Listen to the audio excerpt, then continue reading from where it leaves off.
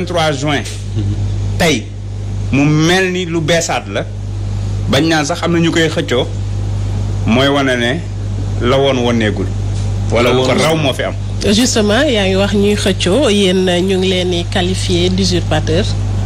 nan nga voilà donc ban réponse nga am jëm li am solo mooy ñu wax déjà lan moo tax ñu yegg ci ba jàpp ne 23 juin dañ ko war a indi dañ ko war a féddaliwaat. maanaam dañ doon bañ dévolution monarchique jël réew mi yor ba war a dem wala ba faatu sa doom wutu la. moom it naka su dul noonu mu mel ni luy am ci yeneen xëy na réew yi nga xam ne réew ñoom wàllum nguur la ñuy doxal maanaam royaume ñun ñu jógoon di ko xeex yàlla may ñu si ndam donte ci benn ci xeex boobu bokkoon na ci mu bañ a bokk ci élection yi waaye forcé na bokk ci terewul askan wi sanctionné ko tey bu ñu demee ba ci ba pratiquement 10 ans après ñuy jànkoonteel lu raw la ñu taxoon a jóg di xeex lu ko raw. ndax li tax may wax ne lu ko raw 23 juin quand même. li ko raw mooy lu raw lañ gisoon ak Ablaye Wade li ko raw mooy ak Ablaye Wade. lu ko nit bañ xam ne daana autoriser marche daana bàyyi nit ñi marche daana yónnee force de l'ordre yi ñu encadré ko. moom démocratie bi mu doon wax nekkul loo xamante ne nii maanaam da ko doon usurper rek di ko wax nii donc bu amul woon sax d'ailleurs kenn du yegg xëy na. foofu 10 ans ngi nii est-ce que gis ngeen benn marche bu ñu autorisé boo xamante ne nii dafa dugg ville 10 ans fukki at. l'arrêté Ousmane Ngom moo tax. non loolu Ablaye Wade da ko fi bàyyi. kam moo doon xeex arrêté Ousmane Ngom bi du ki fi nekk tey. oui bokkoon na ci. waaw la moo tax ba mu ñëwee moom dindiwu ko fi te xam ne démocratie xanaa kay moom bu deful plus warul def moins ñuy dem gis forcing gis élection yi ni mu 2019 yi ni mu doxee. ak yeneen gis coono yi askan wi di dund. waaye loolu yëpp doyul nag. nga ñëw voter sa constitution daal di ne mandat yi léegi man dama koo limiter maanaam man damay def lu gën di ñeneen ñi defoon. ci ñaar laa koy yemale. limiter ko verrouiller ko taxaw wax ko fu ne ñaari mandat laay def de 5 ans sax. parce que dafa woon day wàññi mandat am mu waxeet ñu ne waa d'accord. mu bind ko ci livre am ne second et dernier mandat tey mu xëy di wanewaat lépp loo xamante ne nii mooy wane ne kii. waxuma la 3e mandat mais régime totalitaire la bëgg. et à vie. dama bëgg Sénégal yi bàyyi xel ci loolu. gis nga kii. nu muy doxalee boo amoon koo koy méngale ci àdduna. da nga naan bukki ba mattoon Firawna moo ko xuri. ah oui ndax Firawna ba mu bañee nguuram jeex. ñu digal ko ne ko ki lay wuutu kat bu juddoo góor la. képp ku juddu nekk góor mu rey. mu faat déglul. kii ba mu ñëwee. ca njëlbéen ga la am mbébétu toog fi. ndax moo tax mu ne dinaa fexe ba opposition du am ci mim réew. te bi muy wax opposition du am ci mim réew. nit ñi dañoo yaakaar ne homme politique rek moo ko tax di wax. presse personnalité publique. ak képp koo xam ne di nga wax ne lii jaarul yoon wax lu safaanook moom li mu gëm. ci nga bokk ci opposition boobu. d'accord xool leen boobaak léegi.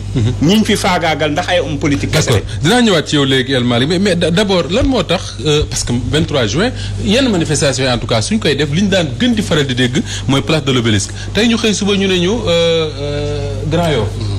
pourquoi terrain HLM Grand Yoff. fi ma bëggoon a daanelee rek. allez-y mooy bi mu yaakaaree ne moom dina éliminer lépp luy xeetu opposition. la daloon Firawna ko dal. muy lan.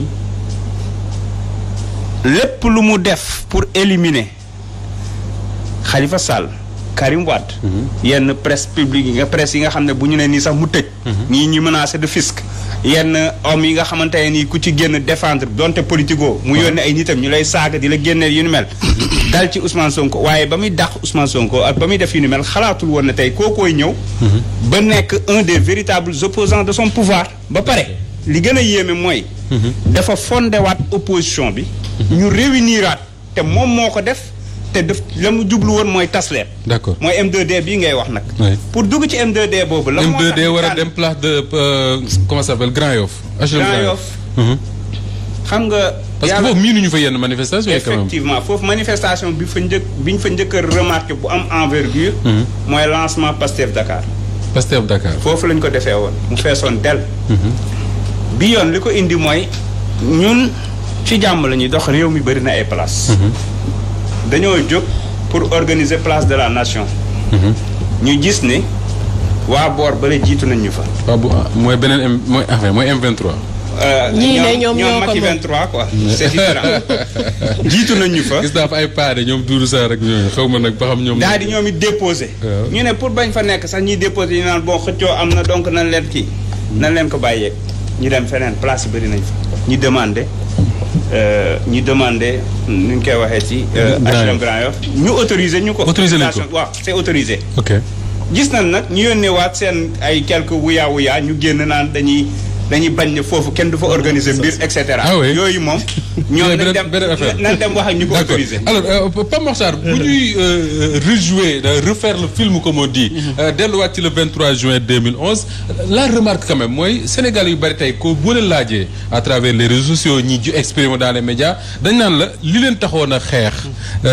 daanaka jógu fi en plus de ça ils ont l'impression que ni le 23 juin dañ ko récupérer à partir du moment où on parle du mouvement du 23 juin bu ko def ci benn cadre rek dañ ko récupérer dévoyer ko mu jur leneen plutôt que benn mouvement spontané xëy na boo xam ne à l'époque ay sénégalais ñoo jógoon bañ a bokk ci benn organisation mais ne li fi xew lañ bëgg mu arrêter mais malheureusement on a l'impression que arrêté wul mais évidemment xam nga tey ñii naan sax c'est un mouvement spontané man dama yaakaar ne dañoo juum parce que mouvement M23 mi ngi commencé en réalité processus la 23 juin dafa nekkoon processus bi processus mi ngi commencé ci 19 mars ba Sidy Lamine Niass di ko ñaanal yàlla bu baax fi mu tëdd déjà Sidy Lamine Niass le 19 mars 2011 moom moo woote fii ci place de l'indépendance ni ñi nga xamante ne dañu am lu leen métti nañu génn ñëw taxaw ñu commencé souffler le vent de la révolte noonu la ko utiliser woon ba am na sax ay kilifa diine yoo xamante ne dañu doon fexe ba manifestation boobu bañ a am manifestation ba mu amee si la mbir yi commencé di tegu ñu teg ci le 21 juin Cheikh Bamba Dièye dem taxaw ci buntu palais ba tax ko boppam ci grille yi le 22 juin ñu demaat fa fi nga xamante ne mooy salle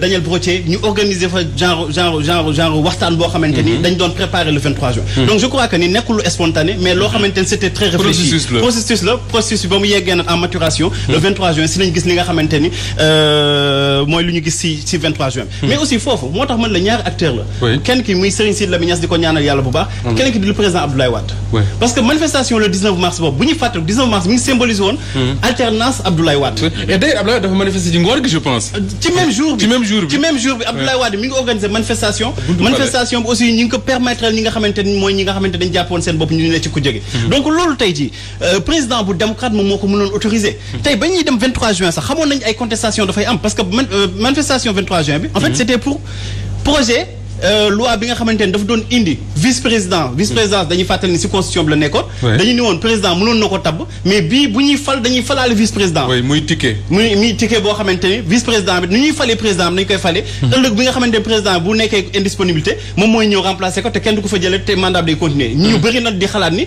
loolu bu ko defee Karim Wade la fiy indi wala keneen ak keneen Sénégalais yi jug de manière spontanée jour boobu ni lii kat vraiment comme ñu ngi ñu doon wax boobu ba tey di am na foo xamante ni bu fi démocratie naree toll il faut que Sénégalais yi taxaw ni président de la République touche pas à notre constitution et le président am sagesse su déglu Sénégalais yi gis nga Moustapha président mënoon na utiliser GMI utiliser GIGN utiliser police ak force de l'ordre yi utiliser sax ay nervi def comme ni nga xamante ni ñoom Macky Sall noonu la ñuy def xeexat askan bi te bis boobu noonu 23 juin déggoo ci benn mort d'homme ñu ngi jugee ci ay événements c'est bien de le rappeler 23 juin y a pas eu de mort 23 juin déggoo ci benn mort d'homme ñu ngi jugee ay événements yoo xamante ne mars la parce que aussi ñaari leadership yi foog ñu comparer leen parce que kooku c'était un démocrate bu doon bàyyi nit ñi mën a libérer seen parole nit ñi mën a exprimer li nga xamante ne mooy seen ay besoins mais beneen mbir bi nga xamante ne tamit mën nañ ko ci wax effectivement ba mbir bi amee xam nga ay mouvement de foule ak yooyu ku ko jiite woon wala ku doon wax di Serigne Sidy Lamine Niass amul woon ay ambition jiite réew ba mu demee am récupération politique ñoom Moustapha Niasse ñëw ak ñeneen ñi nga xamante ne nekkatuñ ci àdduna bi ñoom ñu ñëw récupérer mbir bi commencé que jox orientation yoo xamante ni sénégalais yi fekkuñu leen si parce que ñoom ñoo dellu si woon naan troisième candidature bi du am te sénégalais yi fekk suñu leen ci manifestation boobu ñoom ñoo doon ni chaque vendredi dañuy organiser manifestation place de l'Obélisque ba ñu jàppoon ci ay ndaw yoo xamante ne ay jeunes Colobane la ñu policier dafa fa dee mais ba tey Mamadou Diop dee na.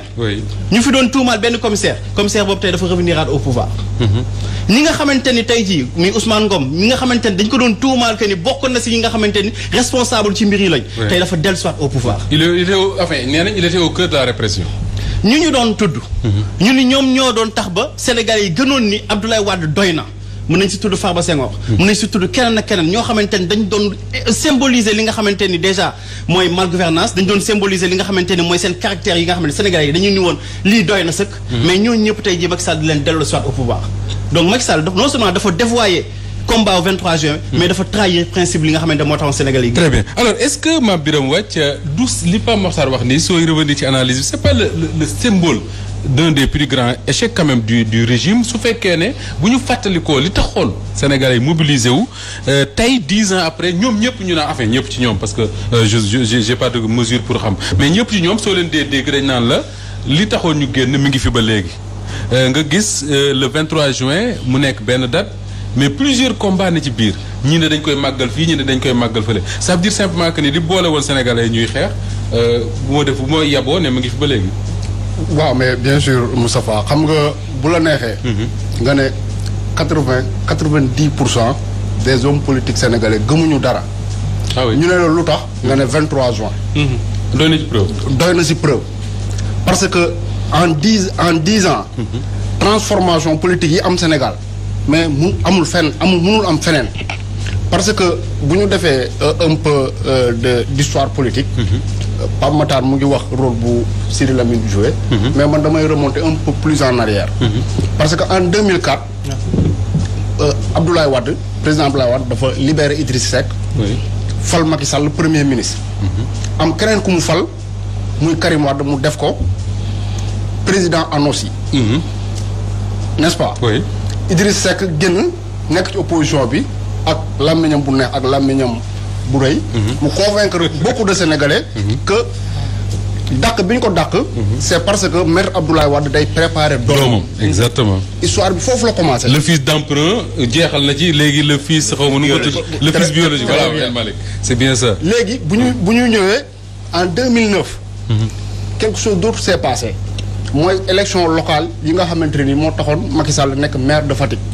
Karim Wade dafa bëggoon a nekk maire de Dakar. ñu dóor ko fi dóor yu métti. quelle a été la réaction de maître Abdoulaye Wade. mooy fal ko ay ndombay tànk yoo xamante ni ministre mosu koo yor Sénégal. oui c'était la réponse. n'est-ce pas. donc ñu ne kon li Idriss Seck kat doon wax naan kii kat day préparer doom ji xëy na Abdoulaye Wade ci loolu la nekk. donc le 23 juin bi président Abdoulaye Wade ne assemblée nationale dinañu fa voter projet de loi bi ñu doon wax nii. ticket présidentiel ak le quart bloquant. xam nga ticket présidentiel bi sax la ñuy gën a wax. mais pour man. quart bloquant bi moo gën a scandaleux. oui xam nga mooy. parce que pour jàll il fallait au moins avoir 25% de l'électorat. Abdoulaye Wade génnewaat foofu. beneen personnage bu ambivalent. xam nga yaa ngi naan sànq démocrate la parce que mënoon naa ñàkk dóor les manifestants. mais mën nga ne du démocrate ndax projet de loi bu mu proposé. assemblée nationale c'était pas démocratique ce projet. c'est pas démocrate du tout. du tout. n'est-ce pas. mais projet de loi boobu bu mu ko nee da koy teg le Sénégalais yi ne nag kon li ñu doon wax yëpp. am na maître Abdoulaye Wade puisque ci retraite la nekk bu bëggee ne day fal en même temps président vice-président mooy que dafa bëgg a boot Karim Wade yóbbaale ko à la présidence mu nekk lu leer léegi sénégalais yi jóg di xeex loolu pendant ce temps là kan moo nekkoon premier ministre du Sénégal Macky Sall non Souleymane Ndéné Ndiaye fekk na Macky Sall tey mu ngi ci Macky Sall fekk si li Pape Makhtar doon wax sànq ministre de l'intérieur Ousmane Ngom mu ngi ci Macky Sall Oumar Sarr mu ngi tey ci Macky Sall. donc ma ne ñoom normalement aujourd'hui waruñ xëccoo 23 mai waruloo am. parce que ñoom 23 juin parce que ñoom dañoo waroon a ruus féete ko. ah oui parce que véritablement ñoom li leen taxoon a jóg ñu ko daan xeex. nekkuloon tout simplement pas pour que Ablaye Wade bañ a jàllale le quart bloquant là. mooy c'est comme si li xew dernièrement au mois de mars dernier. Sénégalais yi dañoo yàggoon a guuxal nguur gi loo xamante ni mosuñu koo génnee. ci mbedd mi.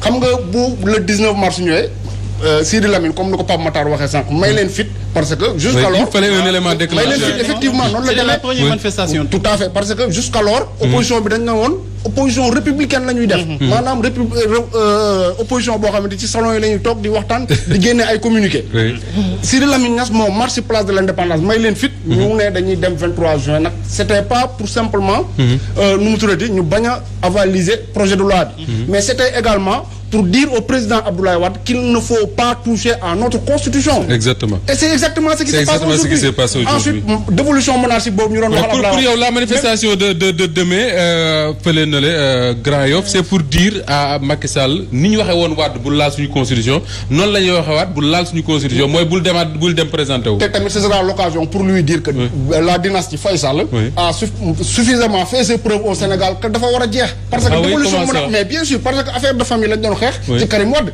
moo taxoon sénégalais yi jóg ne kii kat duñu nangu véritablement muy dem doomam di ko remplacer mais tey jii nii Macky Sall waxuma la doomam mais doomam xëy na tollagul fu ñu koy falee ministre mais mbokkam yëpp a ngi si nguur gi di nguuru alors li doy waar mooy ñoom ñaar ñëpp El Malick su leen dee déglu tu as l'impression que ñun Sénégal dañu nekk di def du sur place. di tëb du dal alors man quand j'écoute par exemple le Macky Sall de 2011 2012 wax naa ko Ousmane Sonko fii d'ailleurs bi mu fi ñëwee j'ai l'impression que li Ousmane Sonko di wax nii moom la doon wax c'est-à-dire que ku leen dóor fayu leen bu leen dóor kenn mais bu leen dóoree na ngeen fayu su ma faloo je fais ceci je fais cela pourquoi on n'avance pas yaa ngi dinañu reculer mais man j'ai l'impression que fañ taxawoon fa lañ taxaw ba léegi. non dañoo reculer en fait xëy na li Ousmane Sonko di wax Macky Sall doon na ko wax. mais Ousmane Sonko du Macky Sall Macky Sall du Sonko. la différence foofu lay nekk. fan la différence bi nekk. ci nit ñi. ci seen jaar-jaar. ci seen jaar-jaar nañu fàttaliku bu baax. bi mu nekkee premier ministre wax nañ ko. dañ ko defoon premier ministre pour utiliser ko comme bras armé. muy jéebaane ñoom Idriss Seck jéebaane ñoom Mamadou Dia et cetera ak organiser élection maquiller élection ainsi de suite. nee na fa waxoon na Mamadou Dia ne ko na bàyyi Karim Wade. Karim Meïssa Wade la tur doomu Abdoulaye Wade. voilà lu mu yekku dem na fi Méridien président lire fa le rapport déclassifié de l'inspection générale d'État. bi nga xam ne moo doon joxe les preuves. que ni Idriss Seck dafa sàcc chantier de Thiès. déggoo li ma la wax yooyu lañ ko doon. parce que moom exactement. boobu moom ma nga daas fanaanal projet am di ànd ak Abdoulaye Wade pour éliminer képp ku mën a faagaagal projet boobu pour xool nag après moom naka lay def. ba nax Abdoulaye Wade xam nga li ëpp solo mooy wax nañ ko. ba may commencé sama njëlbeen wax dama ne li woniwul liñ fi wax yépp firndeel na ko mais tey lan moo ëpp solo mooy 23 juin bi ñu xeexee ba pare ba dëjmal élection yi marche yi ci topp yépp ba pratiquement élection di am gis nañu li ñu daj ci dëkk bi gis nañ nombre de morts yi promesse ya ñu defoon assises nationales yi lañ ci waxoon lépp fële la ko teg ana ñi nga xam ne ñoom la ñu rayoon ci émeutes yi les 13 personnes fan lañ mujj mook 13 personnes ñu rey ci émeutes yi ñoo ci mujj de dañoo waxoon dédommagement et cetera defuñ ci dara te duñ ci def dara ana ña ñu wax ne ñoom lañ jàppoon tëj leen jiiñ leen Fatou Fodé Ndiaye donc encore une fois lépp lu mu jëloon ci promesse même ci assises nationales yi dafa joxe woon kàddoom mais loolu yëpp moom mi ngi doon xool naka la mën a naxaatee rek ba jot ci nguur gi mais xamoon na ne fas yéene wuccee def dara. sànq li lay firndeel. li lay firndeel non il n'est pas bon. xam nga Sénégal s'il était bon il allait vraiment mettre le pays sur les rails du développement. être bon c'est pas. c'est ça être bon c'est pas nga ñëw tëjoog nit ñi. wax ak ñoom ba pare génn wor loolu du bon. loolu du mënuñ ci basé wu. pour xam nga lan mooy être bon nga teg des politiques structurantes pour développer sa réew foofu lañ koy xaar. mais pas di boo taxawee ba ne soxlaatuma njuuj njaaj. ça veut dire que daa nga njuuj njaaj mooy nga wax ak nit ñi bañ jàpp sa kaddu peeseetul fukki dërëm. foo waxee ñoom rocceeku def ñu ne Macky Sall dafa mën a politique loolu du mën a politique encore une fois may wax ni gis nga. 23 juin bi tey dañ ne ñoom dafa am ñaari camp sànq bi may ñëw dama doon déglu ñoom seen conférence de presse. ñu ngi koy defee nee nañ ñoom ñooy mouvement 23 ñu ngi koy defee biir siège yu APR. dañu wax ba pare. ne ñu ngi sant Macky Sall ci réalisation yi ñu ngi sant Macky Sall ci li mu def ak nguuram et cetera. donc ñoom fas benn objectif rek lañu am pour sénégalais yi xam ko. import export bi ñuy def ci militants yi nañu fay duy ay car feesal place de la nation loolu yomb na de su ko defee ñu ne ñun ñoo ëppale ay nit. waa HLM Grand Yoff donc sénégalais yi Macky Sall lañ àndal ba léegi. c'est ça l'objectif pour yow. objectif bi du leneen lu dul loolu léegi nag. ñun fële ca HLM Grand Yoff. bi nga xamante ne nii fa la leader M2D ñoom Cheikh Bamba Dièye ñoom Aïda Mbodj. tout le monde foofu la ñu nekk. jox yónneewuñu kaar yónneewuñu t-shirt yónneewuñu lenn lan la ñuy wax sénégalais yi la taxoon ngeen jóg le 23 juin. tey la gën a wulee ñaay donc ñëw leen ñu ànd naqarlu ko ci jàmm. pacifiquement parce que c'est très important lépp lu fa xew nañ xam ne ñoom ñoo ko provoqué. na ngeen ragal dara xew fa. parce que gis nañ réew mi di fiy dox jamono ji.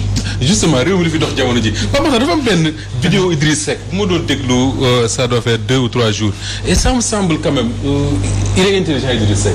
parce que j'ai l'impression que day traduire li nga xam ne mooy xew actuellement ci suñu réew mi parce que dafay wax ne le président Macky Sall mu ne c'est un peureux mboqat la et que cette peur là daf koy transmettre nos forces de sécurité est-ce que tey ji avec tout ce qui se passe dans notre pays menaces yi nga xam ne moo fi am est-ce qu'on a l'impression que ni suñu force de sécurité yi dañu dem ba ragal parce que seen chef c'est Idriss Seck qui le dit ah. seen chef moo leen transmettre peur. non xam nga wax Idi moom du ma ci sori parce que Idi boobu moo ni woon que le président Macky Sall am na tous les défauts du président Abdoulaye Wade mais amul benn qualité am. aucune de ces qualités. voilà te dañu yaakaaroon ni mbëru xaw ma président nañu fal te.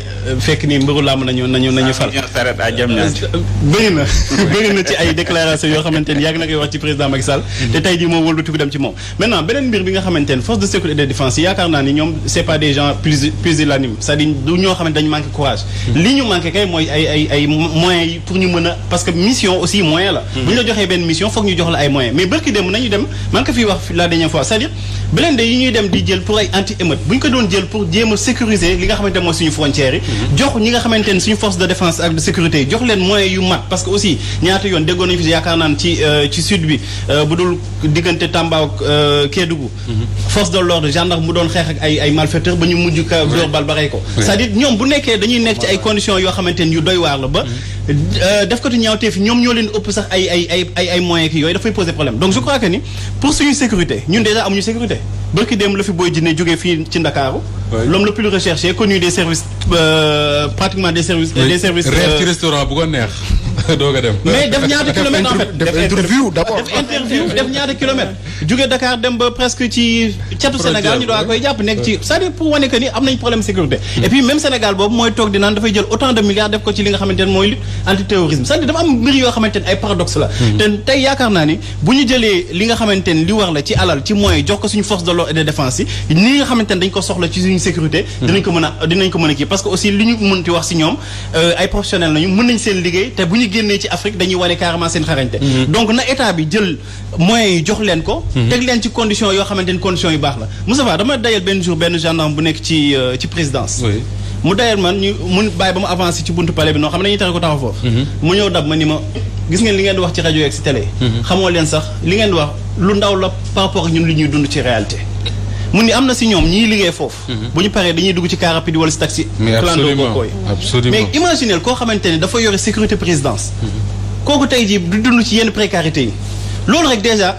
insécurité la parce que mën nañ ko ñëw jox xaalis bu def leen xamante ndax su dul noonu la mais heureusement ba am nañ patriotisme beeg ak professionnalisme ba duñ def yenn mbir yi donc pour dire que ni au gradé yi dañu am traitement salarial boo xamante ni dafa kawe dafa jéggi dayoo am ay privilèges am yeneen ak yeneen mais ñi nga xamante ne dañu nekk ci suuf duñu ay subalterne de mais dañu nekk ci suuf juste ci au gradé yi mais ñooñu dañu nekk ci condition yoo xamante ne war nañu leen mën a gestu dimbali leen absolument alors Mame Birame xam naa Awa Diop Ndiaye reviendra sur ça à 21h ak benn débat spécial muy def sur les nervis yooyu mais bala ñuy dem ci beneen thème bi Mame Birame soo gisee li nga xaw ne moo xew gendarmerie les révélations de la presse parce que ba léegi dégguñ Jean-Baptiste Tine mu wax en tout cas ce que la presse écrit à propos de son départ et tout boo gisee les nervis qui ont été dans le cortège du président bi muy dem kii da nga naan forcément quand même il faut avoir le courage de le dire tey jii am na un problème dans les forces de défense et de sécurité du Sénégal. waaw bien sûr parce que xam nga la dernière fois. doon nañ ko discuter fii vendredi dernier je pense. ñu def la relation entre nu mu turati capitaine Touré. sa radiation. ak nu mu turati. et le journal Enquête te donne pratiquement raison parce que tey nee nañ le général Jean-Baptiste Tine n'a pas du tout aimé. la radiation du capitaine Touré. voilà te comme on avait également discuté.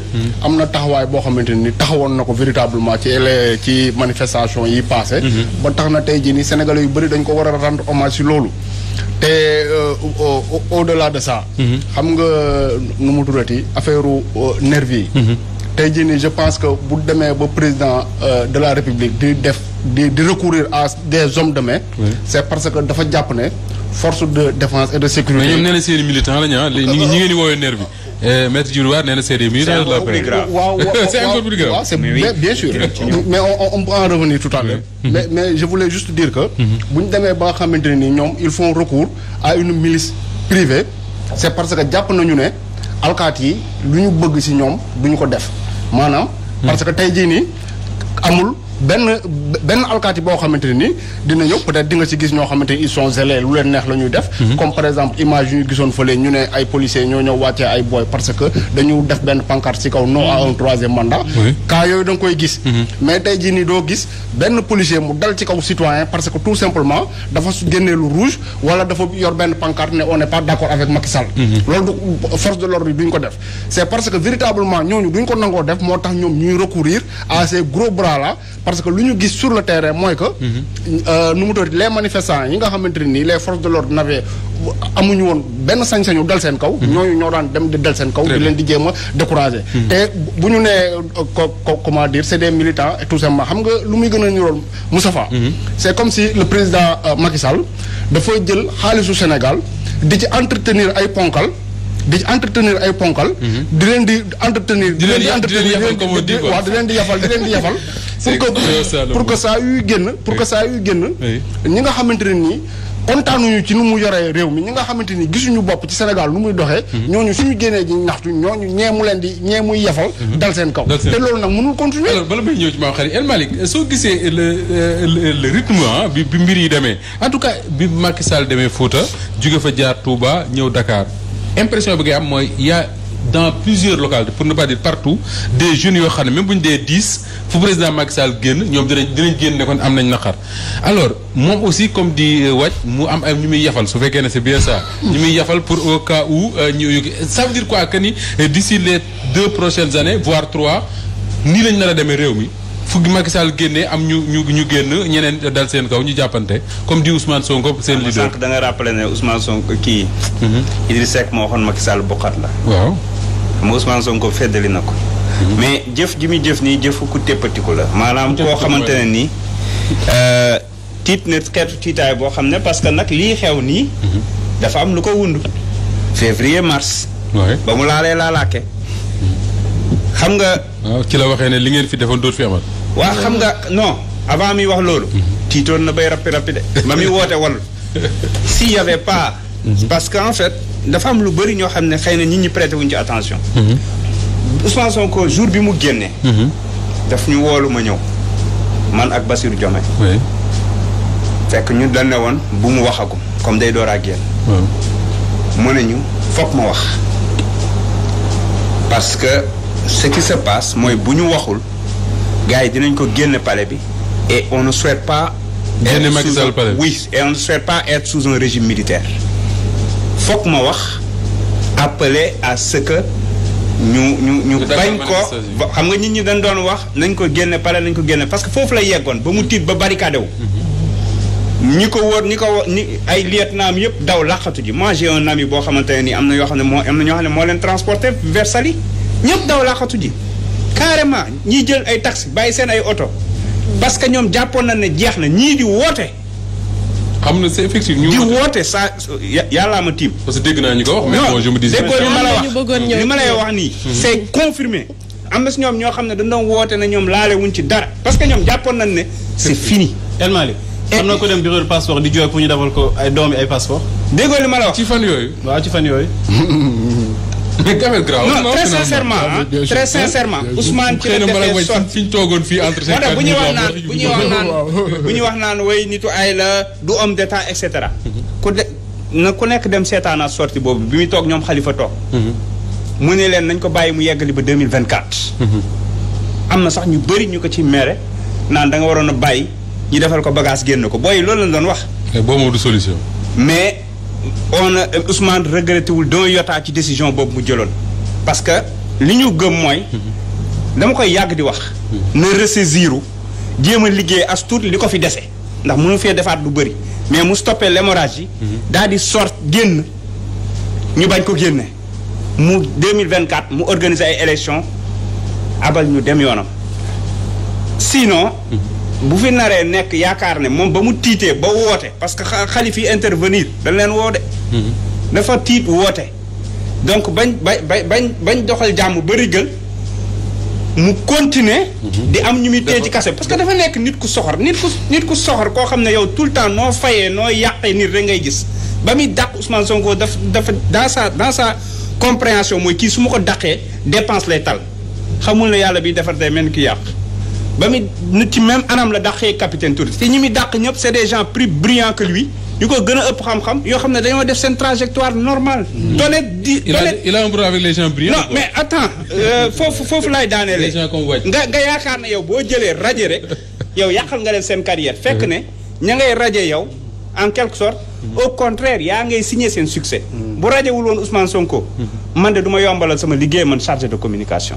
radiation boobu noonu moo tax chaque fois dama ko ci sant di ko ci gërëm parce que radiation boobu noonu dafa propulser comme benn fusée suñu projet PASTEF encore une fois loolu yëpp ñu bàyyi ba calmer ba commencé waat def suñu activité normale mu jógaat di xataraayu naan li fi amoon du fi amaat nangam sangam léegi nag di wër di rassurer boppam day rassurer boppam mais armée baa ngi fi gendarmerie ngi fi plutôt police a ngi fi mais ñooñu ñoo war a garde présidentielle pourquoi exploiter la misère des gens parce que ñooñu noonu ñi wooye nervi ñu wooyee nervi moi je peux dire même que c'est des victimes parce que da ngay ñëw nga def ay mauvaise politique non xaaral rek xam nga fi may waxee c'est très important fi may waxee c'est très important def say mauvais choix politique def sa ay terre yi nelaw fële ay gës bi dëkk bi yëpp nga gas ko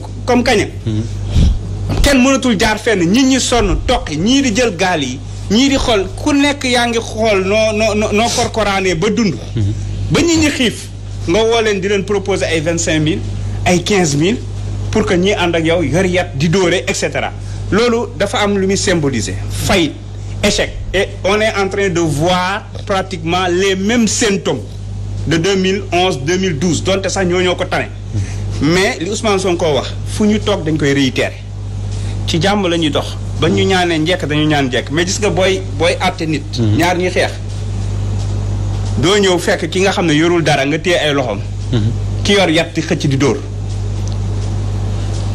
dañuy jóg fas yéenaa dem nemmeeku tuur parce que ñu ngeen ko def ah oui bu baax a baax a baax parce que xam nañu ñoom li ñu prévoir ay provocation ay écarté garde rapproché Ousmane Sonko et cetera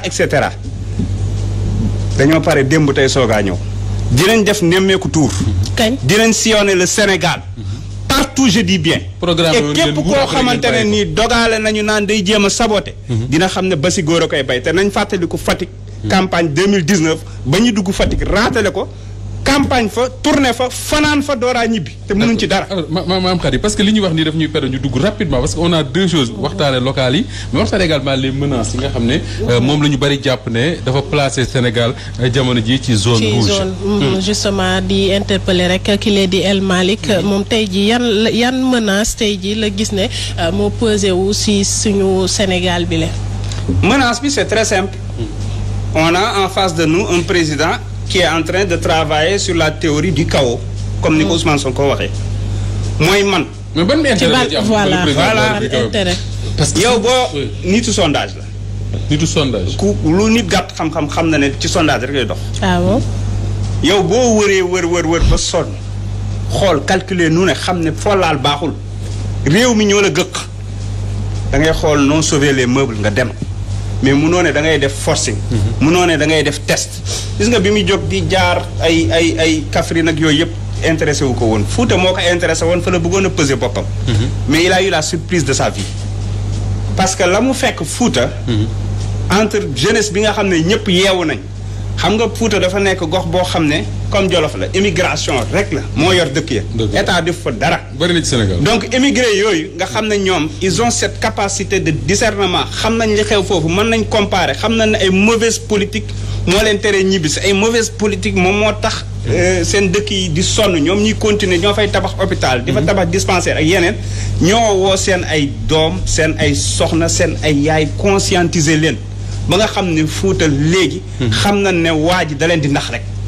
mais c'est-à-dire que lijjantiwu leen pendant 9 ans 10 ans. mu dem naan day testé ji ñiy importer seen ay nit. je pense que kenn mënatul weddi ni dañoo importer ay nit ndax preuve yaa ngi fi di daw. ñi ñaa ngi def ay vidéo di wax ne dañ leen jox 15000 ñii 25000 ñii dañoo dem ba yegg. ñi digal leen 25000 jox leen 15000 ñu mer. am na ñu wàññeeku àndar wàññeekuwaat ñibbisi. et cetera et cetera. loolu nag ba mu ko defee mu xam ne test bi baaxul fi mu ne nii.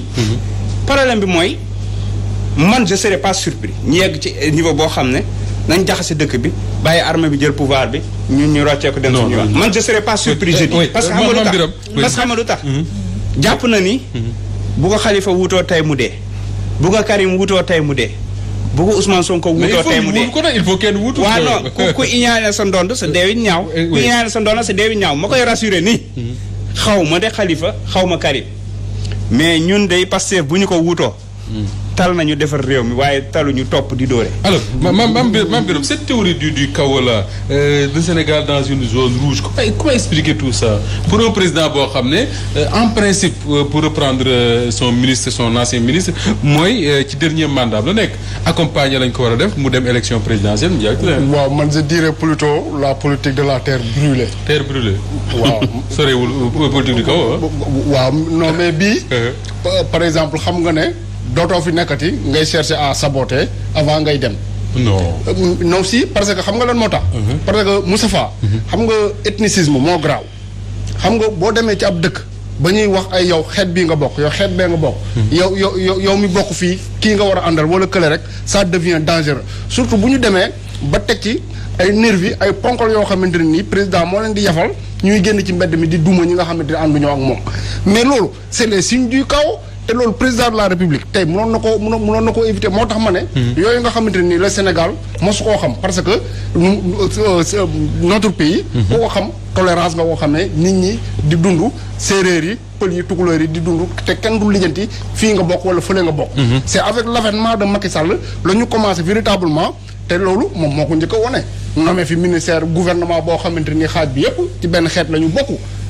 teg ci ay direction yu bëri yoo xamante ni c'était la même chose donc nit ñi di wax on a vu le discours communautaire continuer ba dernièrement gis nga 2 ministres de la République taxaw accepter que ne ñoom lébu yi dañ leen a war a nu mu turati votel dañ leen a war a votel pour que ñu gagner mairie Dakar ñu teg ko rek ci affaire u xeet te jusqu'à présent kenn déggul président de la République mu yee ci yàbbi donc ma ne bu dee da ngay engagé de telle politique mu leer na leen feneen fu ñu ko def ci àdduna bi guerre civile moo fa mujj am parce que Côte d'Ivoire loolu moo fa am. Ivoirien nga wala doo Ivoirien. le concept de l'ivoirité. voilà lébu nga wala doo lébu est-ce que di nga nekk maire Dakar parce que doo lébu. yooyu mun na fee indi coow donc ces signes là pour man politique de la terre brûlée la. pour man Macky Sall jàpp nga ne ci zone rouge lañ nekk. non pour man Macky Sall. 10 mois moo ko fi dese comme koo xamante ni war na exercer le pouvoir. 10 mois 10 mois. oui. xam nga lan moo tax ma wax 10 mois. rapidement élection locale yi fixé nañu ko. président commencé na campagne. donc fii ba janvier jàppal ne. 6 mois yooyu jeex na. le président war a organiser waat yeneen ñaari élection législative 2024 bokk ci. donc mu des 2022. ak 2023. 2022 bu ñu defee élection locale. mu jël ñu 7 mois ñu def élection législative. mu jëlaat ñu yeneen 7 mois. ñu war a def élection présidentielle nga xamante ne day jël 8 mois de préparation. lan moo ci des lu dul 10 mois léegi 10 mois yooyu nag gars yi dañoo war a encadrer le président Macky Sall. on ne doit pas. Moustapha dama nga baal ma rek gendarme yi dafa wax tànk ci force de l'ordre yi ma fàtte ko benn plaidoyer bu mu doon def. oui on peut parler des localités waxtu waa ngi jeex. waaw non rapidement rek. man damay ñaan sénégalais yi ñu comprendre force de l'ordre yi. mais dama leen di masawu aussi parce que actuellement oui. parce que actuellement dañ leen a dugal ci benn position boo xamante ne ni c'est vraiment gênant et li xew ak général Tine. ak. mënuñu ko woon ci réew mi quand même. c'est-à-dire que ñoom actuellement. man gëm naa ni. d'ailleurs je vous recommande l'éditorial de Mamadou Oumar Ndiaye de ce matin. c'est intéressant. oui non ñoom li ñu dund dafa métti kii mi ngi wax sànq mais force de l'ordre yi ñoo dàq autostop Sénégal. voilà. du seen ak yaafus de. mais ils sont pas payés. ba pare di leen pousser ñuy xeex. di mate seen ay mbokk seen ay frères seen ay sœurs et cetera. loolu kenn doomu gendarme la non xam na ci dara non xam nañ ci dara donc encore une fois man li may wax mooy dafa leer gis nga force de l'ordre bi na leen renforcer. ñu xeex insécurité bi xew ci réew mi. jamono yi jàpp di rey di dugg ci hôtel yi di génn ay nit et cetera. ñoom am nañ liggéey bu ñu gën a mën a def. xeex terrorisme bi d'accord sécuriser les Sénégalais. Essayez de gagner du temps Pape Matar ban intérêt le président de la République am di installer son pays quand même dans une stratégie comment dire politique terre brûlée ou stratégie du chaos. waaw xam nga bu amee instabilité institution mën nañ ko utiliser comme prétexte ba élection du amati. parce que dañuy randal élection yi dañuy naan il faut minimum 2 ans 3 ans pour ñu delluwaat ci institution yi pour ñu mën a organiser élection. noonu dina mën a proroger mandat bi nga xamante ni ñëpp nee nañu mën ko am 3e mandat. mais beneen mbir bi il faut que ñu faire confiance aux Sénégalais. parce que gis nga Moussa. le génie sénégalais am na lépp lu ñu teg comme stratégie. di fàttali ni rek ñu doon jiiñ. mooy tey ñoo toog ci même table dina c'est ça qui est un peu cocasse. ñu doon wax ni Idrissa Seck dañuy waajal def coup d'état président Abdoulaye Wade. tey ñooy toog ci autour d'une même table. c'est-à-dire coup d'état rampant ensuite coup d'état debout. loolu lañ def bu jëlee fi Idrissa Seck. non même chose ah. c'est-à-dire gis nga tey jii ñii dañuy bëgg gëmloo Sénégalais yi que ni Macky Sall am na capacité taal dëkk bi mënu ko. parce que Macky Sall mënul taal dëkk bi du moom du keneen Sénégalais yi am nañu maturité boo xamante ni dinañ dem élection te bu ñu demee élection dinañ tànn ki nga xamante ni moom moo fi war a toog ba ñuy dem ci élection yi passé 2012 bii. am na ñoo xamante ni dañu amoon un discours belliqueux ku mel ni Idrissa Seck ak ñeneen ak ñeneen Sénégalais dañu jëloon parce que dafa tax seen yaakaar. dañu jëloon ki nga xamante ni moo gënoon correct si ñoom. candidat boo xamante ni ba ñëpp niwee dañuy dem taxaw place de l'Obélisque moom dafa ñëwoon day dem campagne yi wóolu ji Sénégalais yi ni leen damay dekkil yaakaar. Sénégalais yi dem voter ko parce que jàppoon nañu ni que nit ku baax la nit ku kii la. mais à la fin gis nañu lu mu doon. donc voilà donc vraiment. je crois que ni kon peuple sénégalais bi wane woon na foofu maturité dem te gëm naa ni aussi buñ ko tegaatee ci épreuve dina wanewaat maturité dem. mais beneen mbir bi nga xamante ne nañ si def attention gis nga instabilité bi nga xam ci dafa xew ci Mali. boo moytul moom nañuy nar a transférer ici au Sénégal France bu jógee Mali dina wut feneen fu mu dali ji parce que xam nañu ni actuellement. Russie dañuy commencer dugg ci Afrique. absolument. bu Russie daree dugg ci Afrique nar a def accaparement. ils sont en Afrique Centrafrique et ils sont au Mali maintenant les Russes. mais ñi ngi gën a dugg ñi ngi gën a jege premier voyage Macky Sall def laataa muy def sax investiture am. mooy dem signer ay accord de défense en France. yow faloo goo dafa goo sa investiture nga dem signer ay accord de défense donc xam nga dafa am garantie yoo xamante ne da ko doon dig français na pour seen intérêt xalaat nañu def nañu lu ne ci yeneen dëkk yi pour taal ko dinañ ko jéem ici au Sénégal mais man je crois que ni am nañ leen loo xamante ne Macky Sall da ko réussir parce que laata élection yi wala élection yi passe dañ doon commencé gis ay repli identitaire ñii naan Fouta dafa nekk titre foncier mais léegi ñëpp xam nañu ni Fouta ku nekk mën nga fa dem politique campagne te boo fa waxee li nga xamante ne ñoom doy nañ daal la voter te loolu c'est très dangereux nag bu ñu commencé dugg ci yoon. moom xam ne ñu wax ci élection locale il nous reste 5 petites minutes sinon 4. d'accord ci local yi El Malick Pastef est-ce que tey jii nii pare ngeen matal ngeen lépp ngeen mën a songu local yi. waaw ñun yaakaar naa ne dañu nekk parti boo xamante ne ni élection bépp bu fi am pare nañ te on est un parti boo xamante ne nii. wax dëgg yàlla dañuy tëju bii moom test bu nar a mettre la di xeltu lu bëri c'est mooy suñu première élection peut-être locale mode bii nii moo tax dañ ko pare tëgg suñu benn stratégie locale boo xam ne lépp a pare Sonko sera candidat à Ziguinchor lépp a pare personne actuellement n'est candidat au niveau de Pastef mais tout le monde est candidat justement allez-y c'est-à-dire que lépp lu ñuy jëm ñun moo xam parrainage yi moo xam présidentiel moo xam dañoo toog liggéey ci benn stratégie d'ailleurs moo tax parrainage yi xamuñ fan lañ leen jaar noonu lañ ko defee ci local yi stratégie boo xamante ne nii waa ji nee na yéen comme ay xorondom quoi liggéey guddi ngeen di def waaw mais xam nga boo bëggee yor lu mel ni réew c'était pour boo bëggee yor am réew doo cëpp rek ne lay foog ngay liggéey te ci parti ba nga koy foog ca parti ba nga koy doxalee gis nga ni ñu yoree parti rek la ñu yoree réew très souvent yàlla dafa dogal lépp lu xew dinañ ko teg sa table ji liggéey ci tënk ko présenté ko suñu ay coordonnateurs départementaux ak diaspora bi ba ñëpp validé ñun nii la ñuy doxee ci local yi loolu nag def nañ ko ba pare mais dans une zone comme Linguère par exemple ça risque d'être compliqué bu ñu xamee je parle de Linguère parce que fa ngay militer suñu xamee ne Aly Ngouille Ndiaye ma nga fa le ministre comment ça le ministre Samba Ndiobène Ka le ministre Ali Saleh Diop. Ali Saleh Diop bu réew mi. et 4 ou 5 députés. oui ça risque d'être compliqué pour yow personnellement. non mais li am solo du loolu. xam nga Aly Ngouille. dafa fekkoon ñoom Djibo Ka Habib Sy ak ñeneen gaañ leen. oui absolument. parce que askan wi léegi du kii takk na ndombal tànk wala kii mobilisé na parce que xam nañ mobilisation yi comment ça se passe. mais li ëpp solo mooy wax na ko sànq maturité wu askanu Sénégal mooy jeunesse bi. ñoom boo leen laajee présidentielle yi passé pour une fois. ñu tiit ba ñoom Samba Ndiobène jël seen 4x4 di dawalal seen bopp di dugg ci koñ yi di jël ay nit di yóbbu ñuy voté. présidentielle yi passé. ñoo fa jël deuxième devant Ali Saleh Diop. Ousmane Sonko moo jël deuxième dans Linguère à Dara. parce que c'est la particularité du Jolof c'est que Linguère est la mooy capitale départementale bi. mais Dara presque 2-3 fois électoral. oui Dara moo gën a xumb. Dara moo tax enjeu bi foofu la gën a nekk. man je suis de Dara. ak ñeneen Pastef ñu ngi fay liggéey loo xamante ne nii. incha allah rabi bu élection yi ñëwee. et que du Pastef kese parce que là-bas on a commencé déjà des discussions avec toutes les forces de l'opposition au niveau local.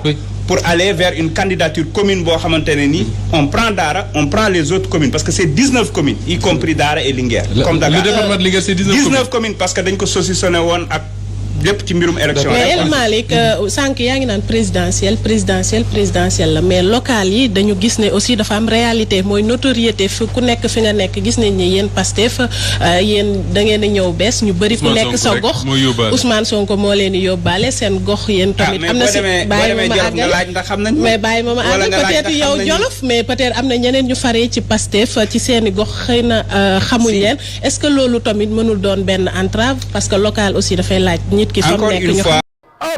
ak ñi naan Pepe Kale Refane Pep dama koy dagg foofu ak DKR 221 ku bëgg am lu leer ak yu bees tàkk aboneel ci DKR 221 ma fekk la faak 221 dooleel la ko ci dama ne sama gaay yaa xam koor gi tabaski bi actualité ak yi xew ci jamono ñu koy nëbb maa koy génne teg ko ci table DKR 221 di ko tas benn par benn naan 1 boo ko boolee mu jox la 221 pare leen man waaju baax maa ngi foofu yéen célibataire tey ngeen dee marié yi am ngeen lu ma leen xamal xam ngeen li ma leen wax DKR 221 abonné